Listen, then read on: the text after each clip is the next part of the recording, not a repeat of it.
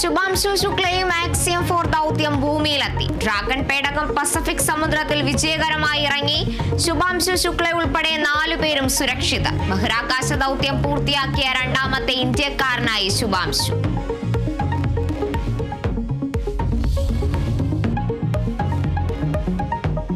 Yemen ജയിലിൽ കഴിയുന്ന നിമിഷപ്രിയയുടെ വധശിക്ഷ മരവിപ്പിച്ചു. കൊല്ലപ്പെട്ട യമൻ പൗരന്റെ കുടുംബവുമായുള്ള ചർച്ച വിജയം സ്ഥിരീകരിച്ച് കേന്ദ്ര സർക്കാർ. വിജയം കണ്ടത് കാന്തപുരം AP അബൂബക്കർ മുസ്ലിയാർ അടക്കമുള്ളവരുടെ ഇടപെടൽ. ശിക്ഷ മരവിപ്പിക്കുമെന്ന വാർത്ത ആദ്യം റിപ്പോർട്ട് ചെയ്തത് കേരള വിഷൻ ന്യൂസ്. വാർത്ത പുറത്തുവിട്ടത് ജൂലൈ 13-ന്.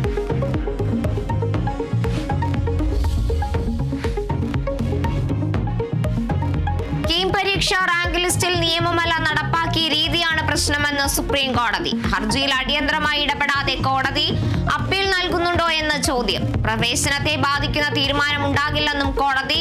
ഹൈക്കോടതി വിധിക്കെതിരായ ഹർജികൾ പരിഗണിക്കാനായി നാളത്തേക്ക് മാറ്റി.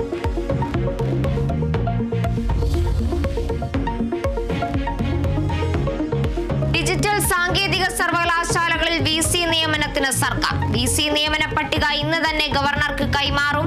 നടപടി താൽക്കാലിക VC നിയമനം റദ്ദാക്കിയ ഹൈക്കോടതി വിധിക്ക് പിന്നാലെ. ഹൈക്കോടതി വിധിക്കെതിരെ അപ്പീൽ നൽകാൻ ഒരുങ്ങി രാജ്ഭവൻ.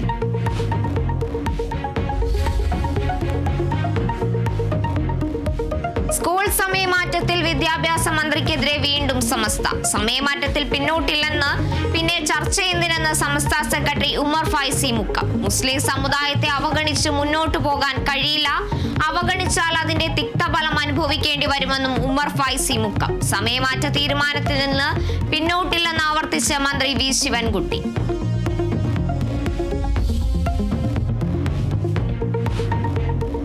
NCPയിൽ വീണ്ടും പ്രതിസന്ധി. AK ശശീന്ദ്രനും തോമസ് K തോമസിനും താക്കീതുമായി പ്രഫുൽ പട്ടേൽ.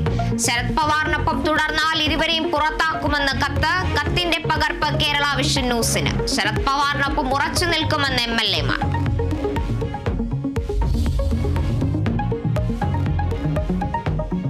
കോഴിക്കോട് പന്തീരങ്കാവിൽ സ്വകാര്യ ബാങ്കിൽ നിന്ന് മോഷ്ടിച്ച 39 ലക്ഷം രൂപ കണ്ടെത്തിയത് പ്രതി ഷിബിൻ ലാലിന്റെ വീട്ടിൽ സമീപത്തെ പറമ്പിൽ കുഴിച്ചിട്ട നിലയിൽ.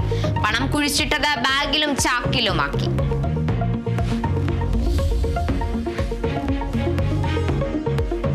ഒഡീഷയിൽ അധ്യാപകന്റെ പീഡനത്തെ തുടർന്ന് വിദ്യാർത്ഥി തീ കൊളുത്തി ജീവനൊടുക്കി. മരണം ഭുവനേശ്വർ എയിംസിൽ ചികിത്സയിലിരിക്കെ 20-കാരി തീ കൊളുത്തിയത് അധ്യാപകനെതിരെ നൽകിയ പരാതിയിൽ നടപടിയില്ലാത്തതിൽ പ്രതിഷേധിച്ചു.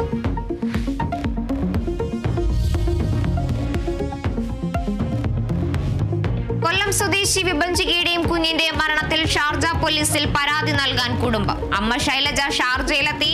കുണ്ടറ പോലീസ് എടുത്ത കേസ് ശാസ്താംകോട്ട DYSP അന്വേഷിക്കും. കേസ് ക്രൈംബ്രാഞ്ചിന് കൈമാറിയേക്കും.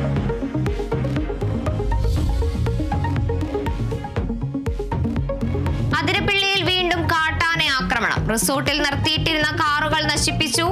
ആക്രമണം കണ്ണൻകുഴിയിലെ റിസോർട്ടിൽ.